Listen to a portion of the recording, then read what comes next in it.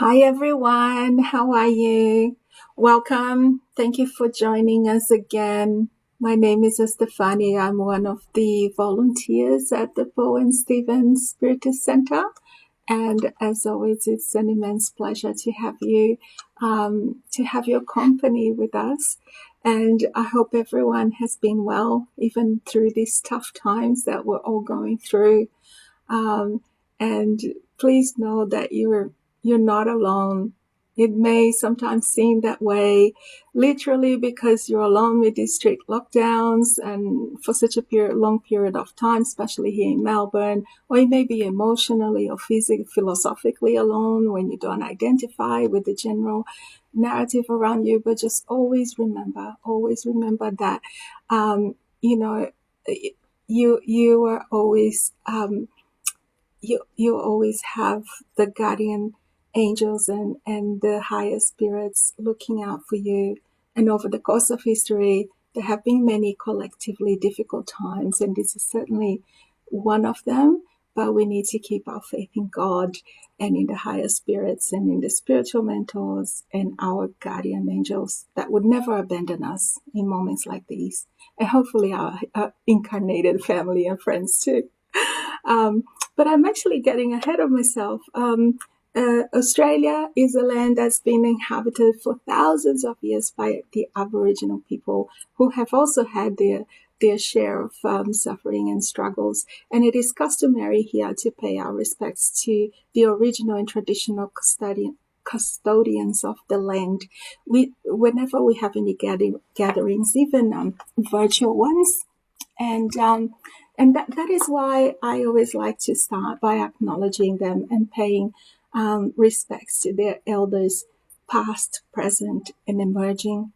And the Aboriginal elders are very respected within their culture because they are the ones who hold the history and the traditions and the wisdom of their people, and they are the ones responsible for passing it on, right?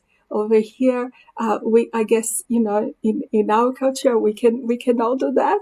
I don't feel like I qualify as an elder yet. We just study a topic and come to present it to us in the best way that we can.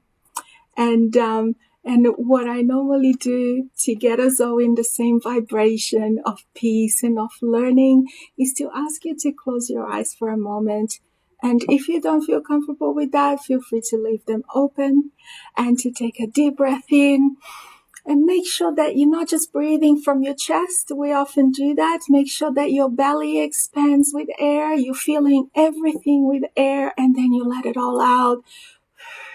Make an extended exhale until you feel your belly come back in, until there's nothing left, right? So try that again. Take another deep breath in, feeling your chest and feeling your belly. And as you let it out, feel that tension that you are holding in your body leave you. Feel your shoulders relaxing, your neck, your jaw, your face muscles. Feel them all loosening up a little bit. And take another big breath. And and breathe in all the way in. And as you let it out, feel the accumulated anxiety or any other toxic feelings that you are holding on to leaving your body, even if it's just for a little bit. Let it go. Feel that lighter feeling in your body, in your mind, in your spirit. And let's all together say the prayer that was taught to us by Jesus himself when he was here. Our Father who art in heaven, hallowed be thy name. Thy kingdom come, thy will be done on earth as it is in heaven. Give us this day our daily bread, and forgive us our trespasses, as we forgive those who trespass against us. And lead us not into temptation, but deliver us from evil. For yours is the kingdom, the power, and the glory. So be it. You may open your eyes again. The topic today is prayer and our physical body. And what I'm going to say comes from a variety of places, primarily from the book of Genesis, The Miracles and Predictions According to Spiritism by Allan Kardec, which is one of the 5 books that we always talk about, which are the foundation of the Spiritist philosophy. And we particularly looked at chapter 14, which is called Fluids, item 2, the fluidic elements, and items 31 to 34, which talk about cures. Also, the Gospel According to Spiritism, chapter 28, where the prayers are, and several other talks about similar topics that I've watched by different people. And I can't remember everyone's name, but I acknowledge and thank them for sharing their knowledge with us. For starters, let me just say that I understand that some of the terminology that we'll talk about today is a little bit tricky, because I don't know about you, but when I see the word fluids, I immediately think of bodily fluids. And it's definitely not what we're talking about today, trust me. But then if we try to explain it a little bit further about the universal fluid, it still sounds like something you would put it in your car. Or, try Googling it. You get all sorts of results about tires and machinery, and that's also not what we're going to talk about today. So I guess we can specify it as the universal cosmic fluid, which is an essence, right? It's an essence that envelops everything and everyone. So if we actually do for a second go back to the machinery analogy, it's the carrier, it's the conductor of all the energies and the vibrations, the thoughts, the feelings, and everything. For example, when we pray at the end of these chats and we send our vibrations out through the planet to people all over the planet, it's the universal cosmic fluid that is carrying and delivering those vibrations to their destination. That is why we are so sure that they arrive where they need to go, whether that person is here in Melbourne, whether they're in Brazil, whether they are no longer in the material plane or in any country that we can think of.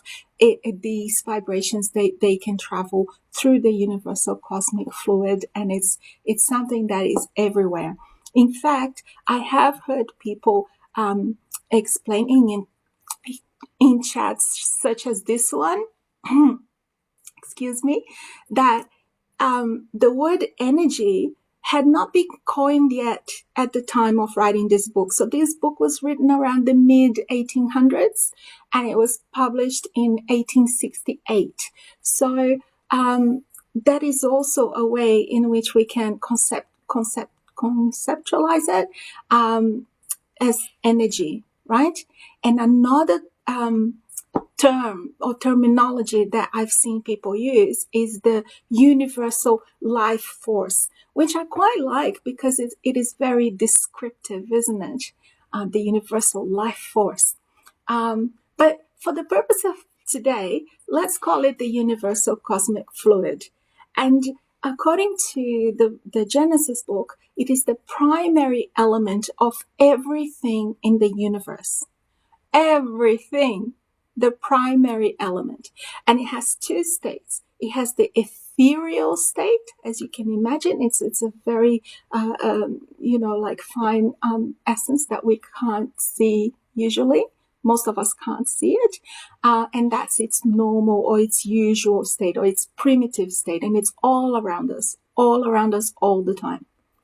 But it also has the material state, which is when it has already transformed into something tangible, right? So the fluid that used to be ethereal, it now becomes something tangible, like, for example, our physical bodies, right? But everything is made of the universal cosmic fluid in some way, shape, or form. But as always, there are no big leaps in evolution. So that transition doesn't happen like this, it happens gradually. It goes from ethereal to material gradually. And so when we talk about the miracles that Jesus performed, and, as in people call them miracles, but let's call them, especially in terms of the cures. He had all kinds of different miracles. Actually, it applies to all of them.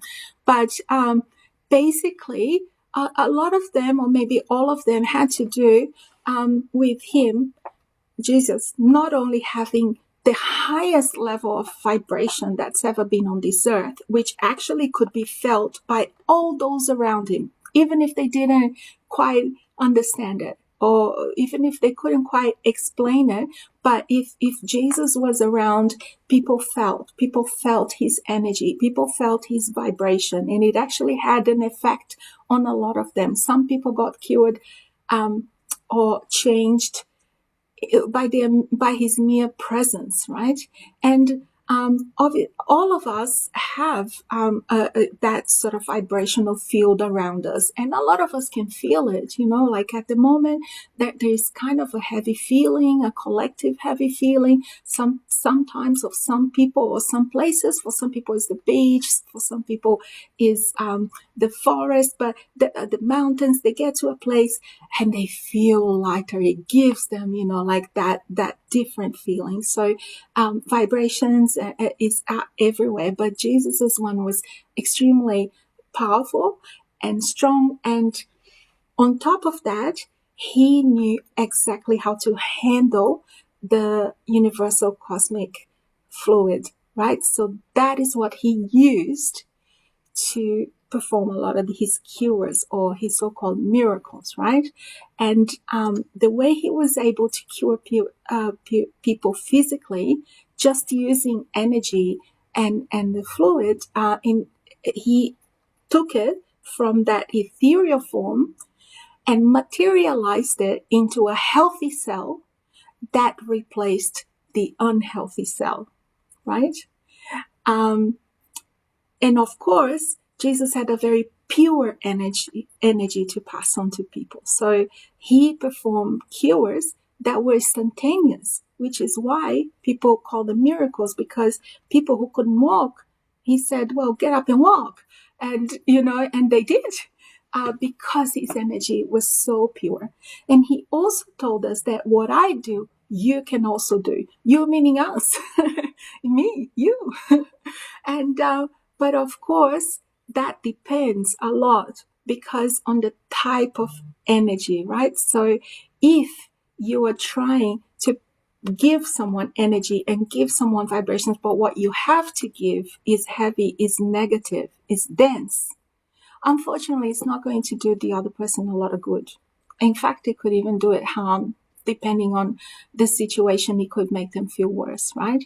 It's like giving someone an expired medication or the wrong medication, right? So anyone who works with healing, and it needs to, it's spiritual healing and things like that, has a lot of guidelines and a lot of things that they need to do in order to be well enough to actually do any good for people. And they need to be aware when they're not actually in that space, in that way that they can, because we can only give to others what we actually have, right? So if we have good energy and we pass that on to someone else, then it's up to them to receive it. But if we have bad energy, bad vibrations, and we pass that on to the other person, it's also up to them whether they receive it or not. But let's just stick with giving people positive things. So it's always very important for people who volunteer or who work in this area to make sure that they're feeling balanced themselves before they try to heal anyone else. And obviously, none of us are perfect, and the most important thing is actually to do it with love and with compassion. Because if we had to wait until we're feeling perfect in order to help anyone, we would never help anyone, right? Not in this point in time. So the spiritual team also helps us a lot. So, but it is important that we do our best, and then they take care of the rest. But if we don't do our best, then it's a lot of work for them, isn't it? So, but anyway, just going back to Jesus, he did a lot of cures, right? There's you can follow them in the gospel, in the Bible, in everywhere, and but it's very important to note that he did not just focus on the physical, right? Every time that Jesus cured anyone, at the end, after they were cured, he said something along the lines of, sin no more, go and sin no more, or your faith has cured you. He always had like a last comment for the person in terms of what they were going to do from then on, right? Because the majority of illnesses, by the time they actually manifest physically in our bodies, they have been in our perispirit or our spiritual body for a very long time, or for some time. So even though Jesus gave them an amazing opportunity, it was a bit like a reset or like a reboot, a restart. Everything would depend on their behavior going forward, their behavior after the cure. And if they went back to the behaviors and the attitudes that got them to the place where they were, with that illness, if they went back to doing exactly the same, then the illness would come back for sure. Either in the same form, they get the same thing again after feeling better, or they might get a different one, right? And if in turn they change their lives and followed Jesus, and meaning they followed his teachings and his examples, right? So like when we were reading the gospel in the Bible, they actually follow him for real. Like they walked around over there. But at the moment, or for a long time now, when we follow Jesus, we follow his example, his guidance, the messages he left to us, the way, in the way that we're supposed to behave and be in this world. And those people, the ones who were cured and then changed their lives around, they were able to maintain good health. So it was never about just curing our physical bodies, right? It was about curing our spirit so that the body could reflect it. Our bodies reflect who we are inside. The really doesn't really fit in there because, sometimes they're a little bit disjointed, but our body does manifest what we think, what we feel, what we do, what we say, right? So when we change those things, then we can change the things that are not going that well in our physical body, right?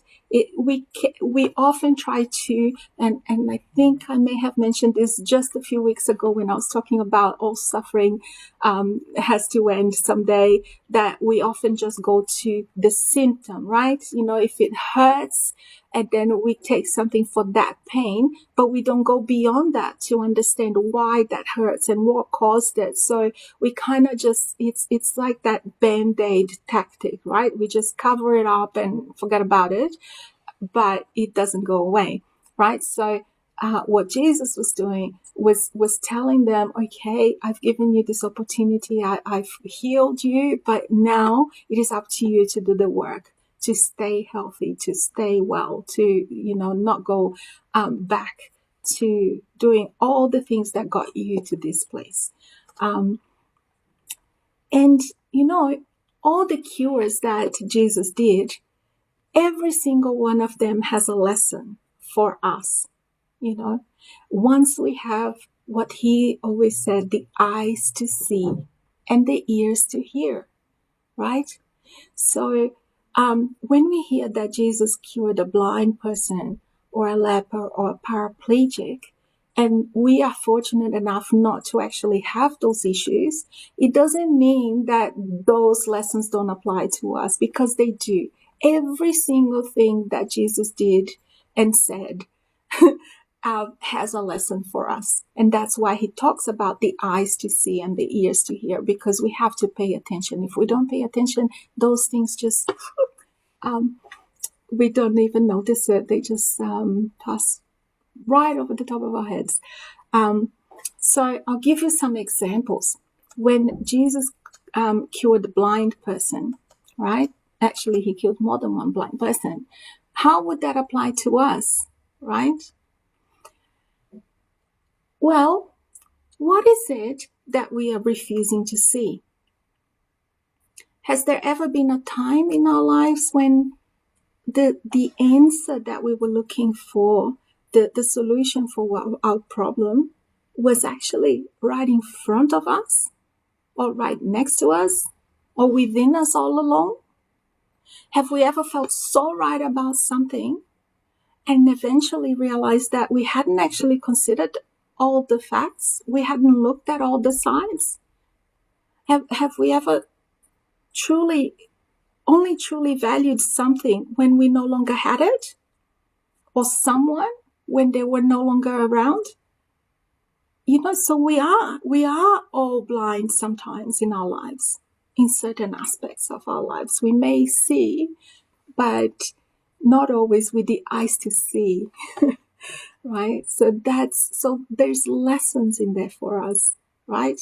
What about when he cured the paraplegic? So how does that apply to us? Well, has there ever been a time when you felt stuck in a situation? Like you couldn't move? Like you couldn't step up? Like you were afraid of change, of standing up for yourself or for someone else? How often are we stuck in there, afraid to move, immobilized? So everywhere, everything, there's a lesson for us, right? Even, for example, the lepers. And forgive me if that's an offensive term. I'm not entirely sure how else to say it. But you see, those people, they carried their wounds on the outside. Everyone could see their problems, right? And a lot of us have those kinds of problems. Maybe not the wounds, but a lot of people can immediately see where we're struggling. But every single one of us carry wounds on the inside, right? We all carry internal wounds that we're trying to heal. Hopefully, we're trying to heal them. Sometimes we're just ignoring them. But and I'm not talking about an ulcer or a leukemia, it's not leukemia, a hernia that a doctor can go there and try to fix. I'm talking about wounds like anger, like resentment, like judgment, like selfishness. I actually could go on for the entire session, and I've lost track of time again. Oh my goodness. Lord help me. Okay. So in one episode, sorry, I may go a bit over time today. In one of the episodes that we hear about, Jesus cured 10 lepers, right?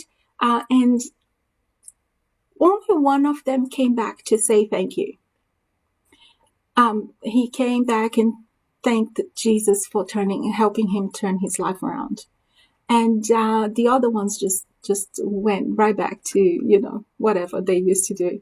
And so he was the only one who stayed healthy. All the other ones got sick again. And that's not because Jesus was vindictive or needed the acknowledgement or anything like that. It's just that they went back to the life that made them sick in the first place. We do this all the time, right? Today, we do whatever we have to do to fix something in the moment, and then once we think we're okay, we go back to doing what got us into that situation to start with. So we need to pay attention and stay on the right track. And you may be asking, okay, Jesus is one thing, but what happens when I go to the Spirit Center? What happens when I receive the spiritual healing, or we often call it passe as Brazilians? So what happens is that the universal cosmic fluid is passed on to the person there being assisted, right? Through the person who is applying the healing or the passe. And that happens through different types of magnetism, right? So there's an enormous range of circumstances which we cannot cover today, because apparently I'm already running behind. And but there are three basic types of magnetic action that happens in, when you're receiving those things. One of them is when it comes from the person who is applying the passe or the healing to you. They are using their own personal human magnetism, right? And some people have a lot of it, some people have less, but some people actually can do quite a lot with just their own. Sorry, I thought I had muted things. Sorry about the beeps. And then, so their own one. And then at times, there may not be any available workers or volunteers, or there may be, but they're not very well suited to the work that day. So the higher spirits actually might decide that something is very urgent, and they need to provide the energy directly to the person who needs it using their own spiritual magnetism, right? But what happens the majority of the times is a combination of both. So the incarnated person is serving as a channel for the energy from the spirit. So the spirit donates the spiritual energy or the spiritual magnetism through the person there, the medium or the person applying the healing, and that person passes it on to the person there who's being assisted, who's receiving assistance, right? And because it goes through the person, the incarnated person, that energy, that magnetism is a lot more similar to that of the other person. So it's actually easier for them to assimilate than if the spirits just do it directly. Sometimes it's a bit hard for us to actually notice that sort of fine essence. And look, different people have different levels of aptitude for this type of work. And even the same people might have different levels of effectiveness depending on how they're feeling on that day, how well they have prepared, So, and also there are, so many different issues, and some of them may have been with the person for over several lifetimes. So they're a little bit harder to resolve. You took a long time to, with that issue. So it's not a little 1 minute session that is actually going to get rid of it. So sometimes some people, they feel better immediately after just the one session or after one series of treatments. But some people may take quite a long time to actually feel better, right? But the thing is that the person who is receiving the treatment and the healing, they need to participate. They are actually the most important part of the process, right? Because even the people who dealt directly with Jesus, they did not get a free pass. They had to do their part. So it's the same thing when you go to a spiritual center and you ask for spiritual health or spiritual guidance or, healing. Then, when we do that, we need to do our part as well, right? So when you are receiving the passe, the healing, you must be open, you must be connected. Otherwise, it's like if you were trying to fill your water bottle but had left the lid on. The water will go everywhere but inside, right? It is the same. They might be giving you the most beautiful energy, but if you're closed off, if you're thinking about other things, about dinner, about the football and whatever, it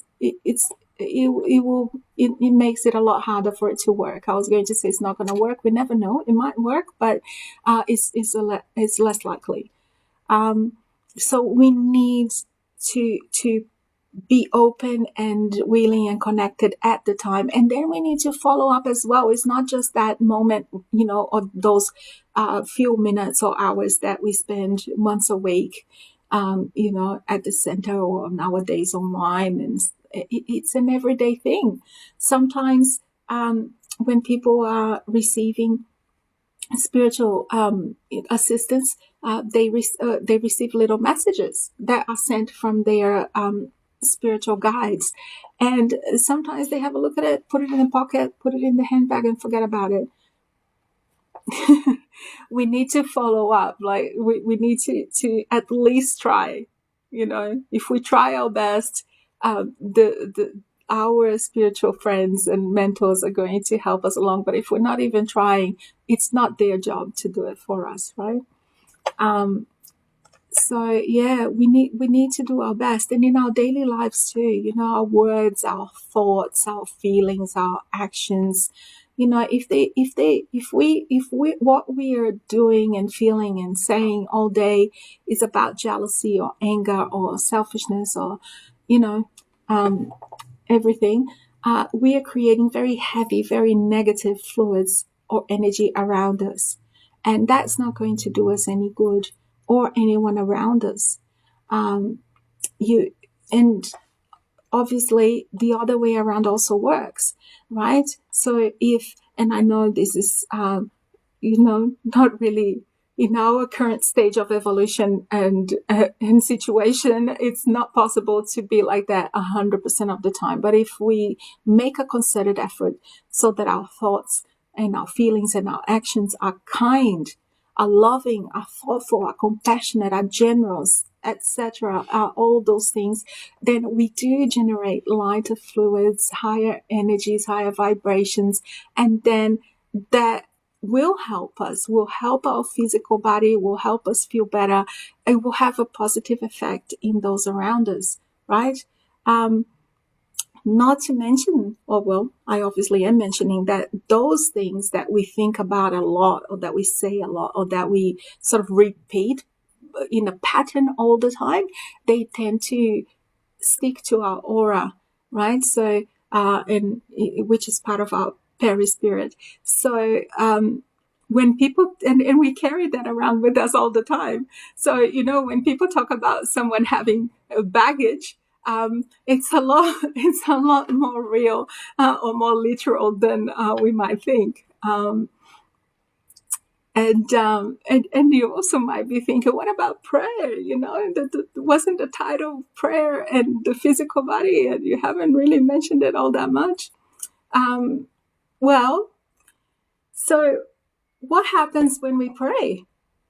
When we're praying, we are connecting to a higher source. We are going within, and we are creating these light fluids. We are creating positive energy. We are raising our vibration, right?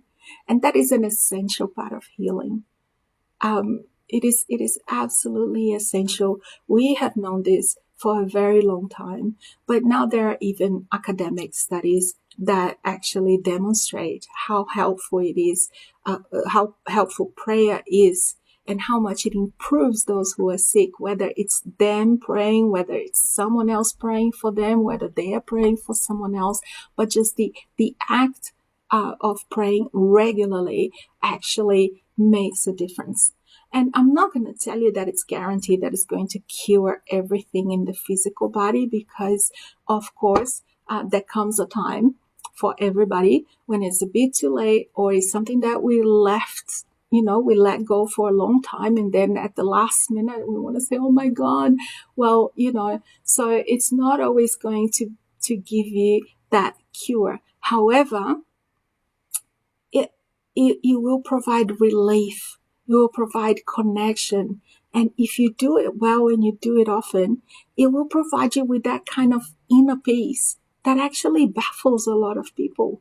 Because in times of trouble and distress and pain, some people can actually go through it with an enormous amount of grace. And that is often that is often arrived at through prayer, meditation, and the good, positive thoughts and vibrations, right? Because sometimes the stuff that we go through physically is part of our learning process or is part of our atonement journey, and we can't get around it. We have to go through it, right? But it is how we go through it that is key. And it is the easiest thing that we can do. I actually did another chat a little while ago. It's in our video library, and about the importance of prayer, or the power of prayer, I think it was called. And in there, I discussed the why, the where, the when, the how, all of those types of questions, So I'm not going to go through all of that today. But my main message today is that no matter how tough things get, we must keep up our prayer practice.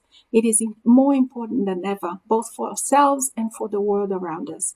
And like I did say the other time, it doesn't have to be long. It doesn't have to be complicated. It doesn't have to be in a special place, in a special time. It is great if you have that habit.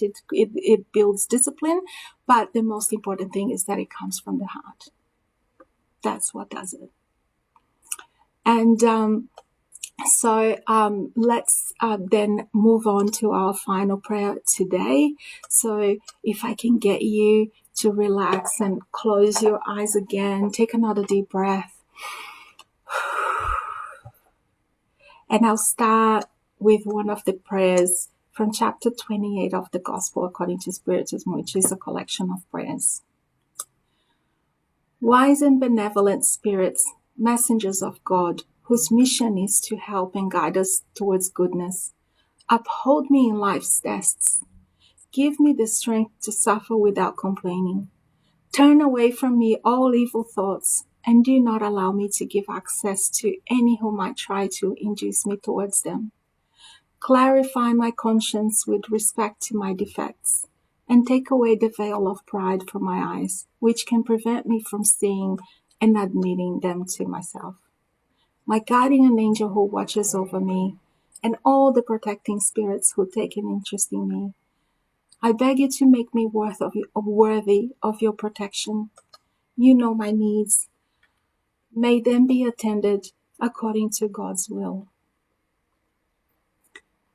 You're feeling the peace within your body that those words hopefully bring. Imagine your brightest thoughts and feelings and your deepest and purest love flooding your body, starting from your heart and going to every single part of your body, all your organs and all your cells, and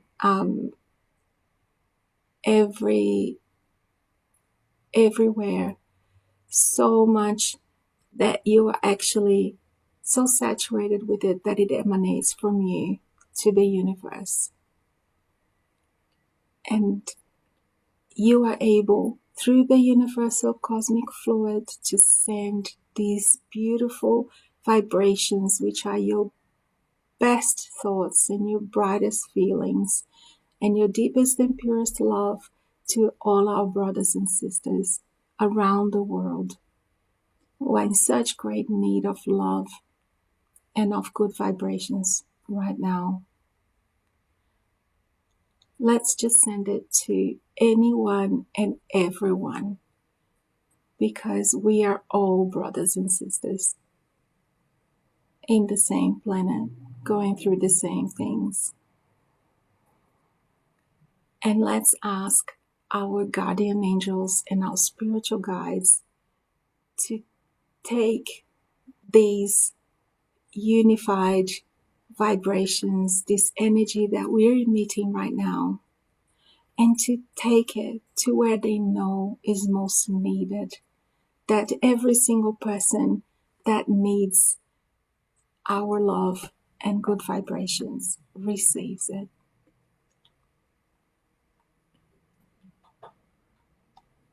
So be it.